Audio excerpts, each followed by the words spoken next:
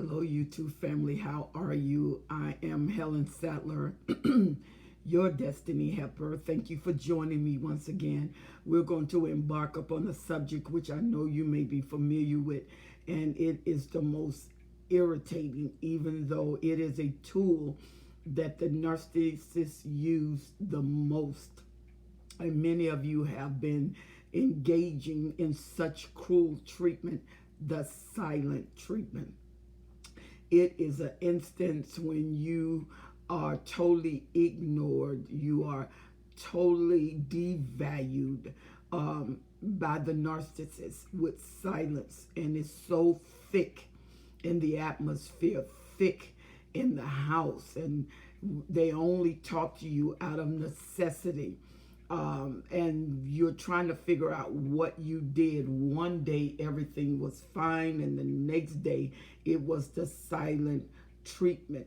And because you love the narcissist, you're trying to figure out what you have done, what would bring on such a treatment and such character, and that it is never discussed. The narcissist will not discuss what is wrong, but would treat you as if you have offended them, as if you had done something wrong. And you spend your time trying to figure out what is it that you've done wrong.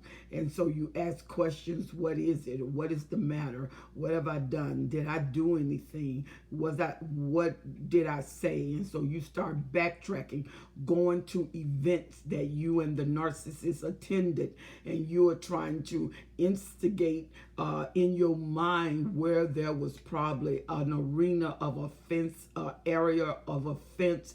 Maybe I said something, maybe I allowed something, maybe I didn't listen to them when they said something, or did I love on them, or what is the matter? So you are entailed in trying to figure that out, and the narcissist is entailed in allowing you to do it, because the power of the silent treatment is the torment that it engaged. So the narcissist is getting fuel from your torture, from you feeling that you've offended them, from you not knowing what is wrong, with you constantly asking, have I done something? And then you're putting extra effort in, which is energy. You're putting extra time in. You find yourself racing home from work. You are making sure the children are taken care of, their homework is taken care of, so you can get to the narcissist, so you can give them more attention. And then they soak in it, and they look at you as if you, how dare you treat me like this? And you're looking at them saying, how, the look in their eyes is, how dare you? And you're trying to figure out what you've done wrong, and they won't even talk to you. And it's almost like going to the guillotines, being hung, because you don't know. And so the silence is thick. It walks through the atmosphere. It reeks through the atmosphere. It brings shame, because now you are ashamed of yourself for hurting the narcissist, and you're saying, how dare I do that? But when you think about it, how dare you do what? You don't know what you've done. He doesn't say it. She doesn't say it. So you are tiptoeing around the house. You're making sure that the children don't say anything. The children don't do anything, when you really don't know what was done. And so the narcissist is gloating, beaming. And this usually is a time when they're in silence. They usually stay or leave. And if they leave for a couple of days, 3 days. There's no phone call. You look on the internet to see if they've been on the internet. And a lot of times the silence go through all portals. You cannot find them. You don't find them over the internet. You don't find them over the different portals. It's almost as if they are non-existent, and they fall out. Now you don't even know whether they're coming back. You don't know whether you've been discarded. You don't know whether their intentions is on divorcing you. You don't know whether they're with somebody else and they're happy with somebody else. So you got all of these pictures in your mind. You're thinking they're with New Supply, but you have no evidence that they are with New Supply. And then you have some narcissists that will get online, they will silence you, but they're loud to everybody else. They will call your friends. They're very loud with your friends. They're very loud with your family. They're laughing with your friends. They're laughing with your family. They're laughing with some member on your job. And then when it comes to you, it is total silence.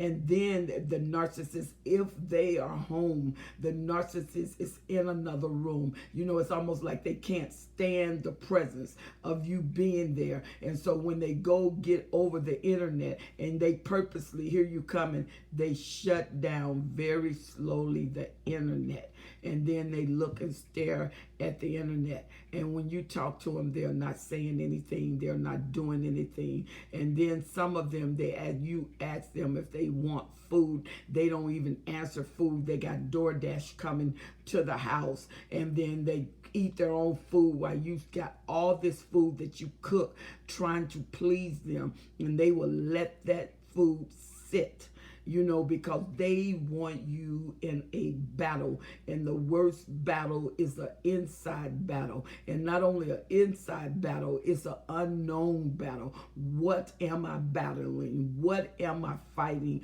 What do I need to correct? So it's questions with no answers, but it's actions with no evidence. And so you are in a struggle with silence. You feel your mind, your blood pressure go up. Your mind is in constant thought. You are going sleepless. You don't really go into a deep sleep. Your mind seems like it aches.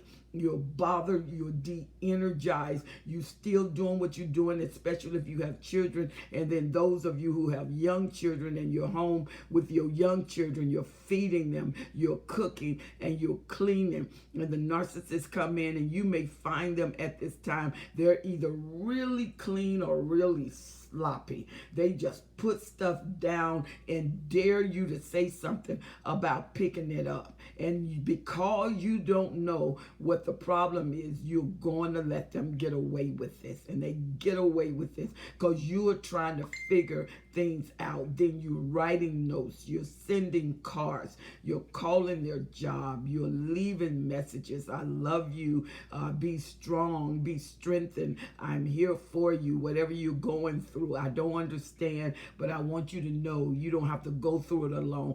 I am right here. Nothing, absolutely nothing. No text response, no emails, nothing. Absolutely nothing. And then they're dry toward you. And when you touch them, it's almost like you can feel them cringe. Their hair on the back of their neck stand up. You're in bed and you're rubbing them, you're touching them. And they're like, please, if you will not do that, please don't touch me. And you're wondering, what did I do? So you go out and you fix yourself up. You'll go to Victoria's Secret, you'll get something new, you'll spray the house, you'll light candles, you'll fix bath water. The bath water sit there, they won't even get in the bath water. You lay out their robe, you lay out their nights, and they go choose another set of nights. As a matter of fact, the worst ones, that's the one they wear on these times. I mean, they got so many holes in them, you probably wonder where to put your legs at. Or they are cotton and you laid out silk and satin. They don't want the silk and satin. They want the cotton. And I mean, it's 110 degrees. They're sitting there sweating like a little pig while they are being in silence. It's almost comical, but it hurts too bad to laugh. and they would sit there and sweat, and you put the fan on, then they tell you they're freezing. What are you trying to do? Kill me and give me pneumonia? And so there's nothing you can do. The silent treatment is a torture chamber. It is meant to take you through the process of torture for how many days they think is sufficient. And you find yourself, especially when you still love them. Because some of you have fallen out of love. You're gray rocking. So when they are silent, you are saying, God, it's an answer to prayer. Let it last a little bit longer. Because if you didn't do it, I was going to do it. And so what happens is the silent treatment is meant to torture you, and it's doing its job. It's a very effective remedy to bring you back under their control, to bring you back under their auspices, to get you, if you was thinking about leaving because of the torture that you endured before, cheating that you did do it before, gaslighting and devaluation, the idolization is gone, and you're wondering what is wrong with this nut. I'm giving them everything. They're not going to find another woman like me. They're not going to find another man like me. And in the narcissist mind, they're saying, you are all day, every day. I can find you. And then you still, with the efforts of trying to please them, and you don't do it. They won't let you do it. They are stuck. You're talking about gray rock? The narcissist is an expert at it. So a lot of times when you are told to do it, the silent treatment has trained them how to turn you off. And you got to remember, they have less empathy anyway. And their empathy is not like your empathy. If they are empathizing, it is not with you. It's because they were wounded. It's because they didn't get their way. And it's because somebody then tuck them in to their emotions. And they feel, because a narcissist is filled with radical debauchery of emotion. I mean, those diabolical emotions are there. People said that narcissists don't have emotions. They are not emotional creatures. Hate is an emotion. Torture releases emotion. Thinking, if you got thoughts, and thoughts is real estate, and it take up space in your brain, and it produces through your brain, and it brings your brain into a field, because a thought is imagery, and imagery is a projection, and a projection calls you to feel what you see in your mind. Yes, they have emotion. They just don't have love. They just don't have empathy with you to bring you higher, because they don't want anyone to get higher than them. They always want you to go lower, because when you need to be worshiped, you don't bring the subject higher. You take the subject lower. And so the subject is getting lower and lower and lower until you crush them, until you smash them, until you prove that they are nothing. And you get them to the place of agreement where they agree that I am nothing and you are everything. And then you let them explode with fear and you disappear. You disappear. And what some narcissists do is build you up and let you down. Well, when silence, you can't tabulate them. You can't feel them.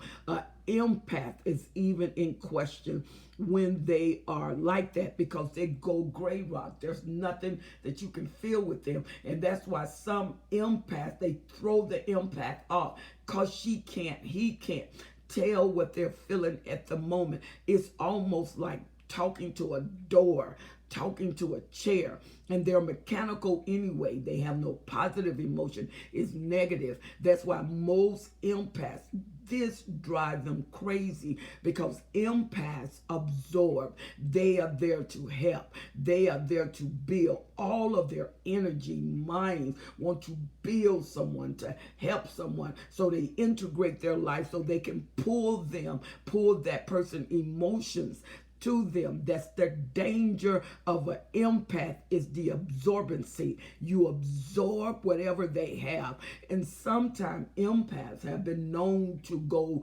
supernova in a silent moment. It triggers them because they don't know what to feel. So it triggers them to anger because they don't know how to help. They have no resolution. And when it triggers them to anger, it's gray rock. They pour all of that energy out of that super empath or the empath in growing. We talk about super empath, but most of the time we don't talk about empath. Empath are in training. Super empath was once empath. You don't just born and you're born a super empath. You are born an empath, and you grow in your power, you grow in your knowledge, you grow in your production, you grow in your activity. And so as you grow, you learn the absorption technology, and this absorption technology grows with you. So when that narcissist goes silent, especially those of you who are dealing with the upper mid-grade and the greater narcissist, and you are a super empath, and y'all on an equilibrium. So when he goes silent, she goes silent, that's what you absorb, and you absorb at that level. And this is why you went supernova. You weren't even meaning to go supernova, because you absorb out of the moment of inactivity, and that inactivity calls you to pick up nothing. And so you turn it in because you go on the search mode. You go deeper than most people to find solutions, because you go deeper. You have humanitarian desires in you, and you always want to help. And a super empath can go through a war zone. A super empath can go to like Hades and see people in hunger and devastation. I mean, see babies just like bones. And the super empath can take that situation and handle it and take a solution to that situation. Where with that kind of depth on the inside of you, super empath, you got to watch when that narcissist goes silent, because you don't know what to do. There's nothing for you to absorb. There's nothing for you to pick up. And so you go numb, you go useless, and you have to be careful. Maybe that's the time for you to pull back, because many empaths have been known to break in the realm of silence. And when that narcissist goes silent, that super empath break. And then a regular empath, it is so tormentous until many of them end up in a psych ward just from the silence, because there's nothing for them to help. And they turn all of that level of activity to help someone to degradation to themselves. And they put it deep on the inside of them, looking for solutions to bring that narcissist out. And a narcissist, especially the greater narcissists, the upper mid narcissists, have dealt with super empaths over and over and over again. And they have been wounded by super empaths. So in their silence, they know the effectiveness. If they've done this, by the time they are greater narcissists, upper mid narcissists, and they become a super empath, they got a lot of experience in discipline and activity under their belt. So they know how to wait things out. They know how to register things. They know how to absorb things. They know how to look at things and observe things. And sometimes the empath get caught off guard. Don't ever underestimate a narcissist. It's just like when you infuriate a super empath, never underestimate a super empath. But the thing about silence, there's nothing to pick up. There's nothing for you to do. There's nothing for you to absorb. And so they take and trigger that empath, and it can be torturous for the empath. This silent treatment can be tremendous if you are ignorant of it, especially in a regular empath. They get blown out of the water. They are nowhere here. This is out of your league. This is out of your game.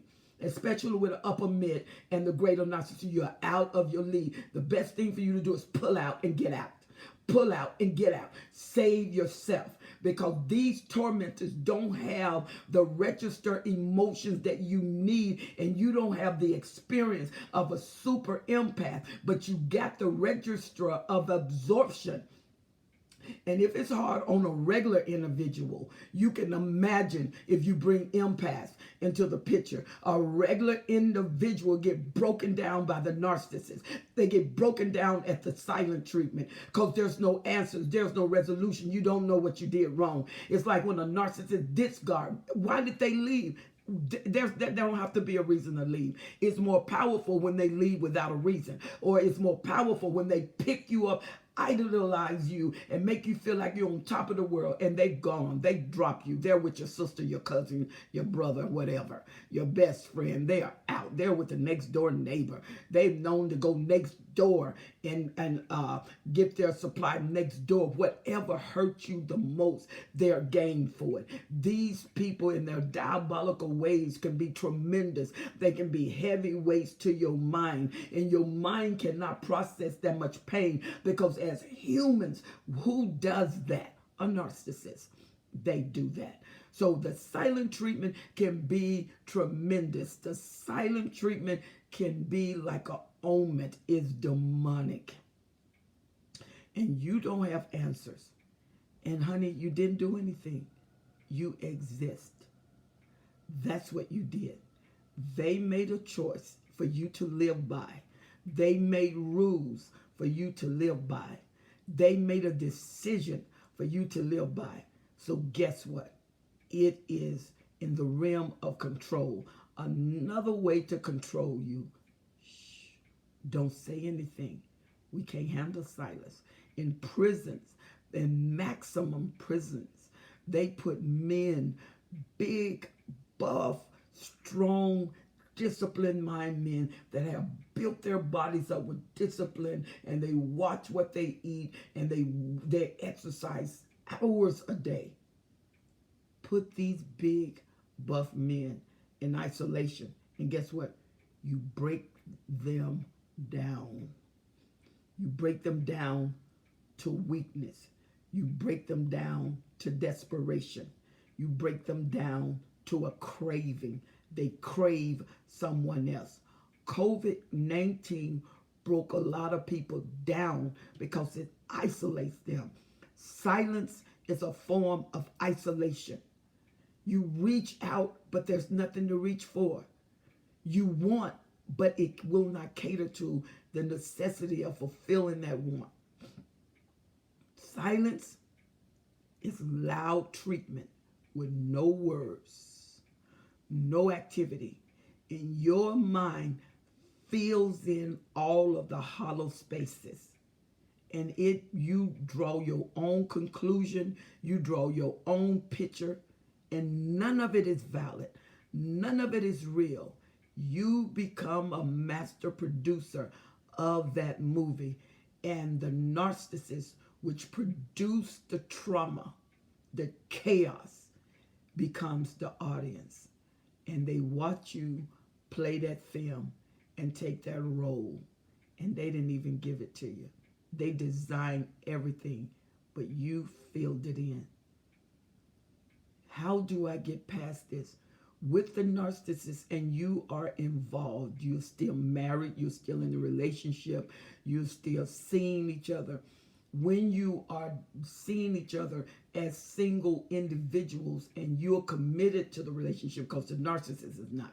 He's committed to what he wants or what she wants. So you are committed to the relationship. You have an opportunity to make decisions. When silence becomes the treatment, it's the time of self-negotiation. Where are you? Is it worth going on? Have you been through enough? Do you want to continue what you have received? Have there been evidence of change? No, because the narcissist is MPD. It is a medical diagnosis that tells you with a change in that personality disorder is almost none and void. Absolutely. And so now you got to be the big girl, the big guy, and you got to make decisions for you, sometime by yourself, and sometime for your family. Do you want to continue this? You say, I don't know how to get out. You get out with your mind. That's why you build your mind to make a choice. You have to build your mind in the decision-making process. In hard things, it is not easy to leave what you love. It's not easy to leave what you're committed to. When you're trauma bonded, it is not about love. Sometimes you don't even love them, but you don't know it. You're used to a regimen, and that regimen, a trauma bond, has bound you to that relationship, have bound you to that activity, and you don't even know because your mind is overwhelmed, and your mind doesn't know that your heart is not involved in anymore. You're going through a process, and it is so confusing because you don't know what to feel. That's the way it is in the silent treatment. It's so confusing. You don't know what to feel. You don't know what. You don't know how. You don't know where. You don't know when. When did this happen? What happened? Who was involved in it? Just me? Or was there somebody else? I don't know. What? Then why is this? If I don't have any answer, you have all of the 5 W's, but you have no answer. If the narcissist is that good and can hold out and watch your emotion go on a 4th of July display, bam, everywhere, maybe you should think and use your mind. Maybe the answers are not easy, but they're right in your face. It's no easy answer when you love even what you don't need, even what you don't want. When you're attached to it and you love it, it's hard to release it. The release valve is shut off because of the fear. And silence produces more fear. Because at least when things start to play out loud, you have answers. But not with the silent treatment. It is a killer of your reality. What should you do? Think. It's the power of you. It is the regeneration of you. It is the restoration of you. And your mind is definitely a terrible thing to waste. Please feel free to subscribe to my YouTube channel if you have enjoyed this and listen to it over and over again. This is one you need to invest in. Listen to it over and over again. Get strength, because I'm telling you, when this one is released, it takes all of you. And it may take every ounce of energy in your mind to get through this. Please subscribe to my YouTube channel. Like and share the page. Tell people that you know going through this. Come and listen to this. Look what I have. Let them join forces with you. Feel free to write me at destinyhelper12s@gmail.com. destinyhelper12s@gmail.com. I offer life coaching, and so if you want some sessions with me, please feel free to write me. Leave me your contact information and expect a call. destinyhelper12s@gmail.com. And don't forget to subscribe to this channel. I like you. I love you. I appreciate you. I value you. All of the devaluations that you receive, these channels rebuild you, strengthen you, and show you the essence of your true, authentic self. You are more powerful than where you're presently located. I will see you on the next video. Remember who you are. God bless.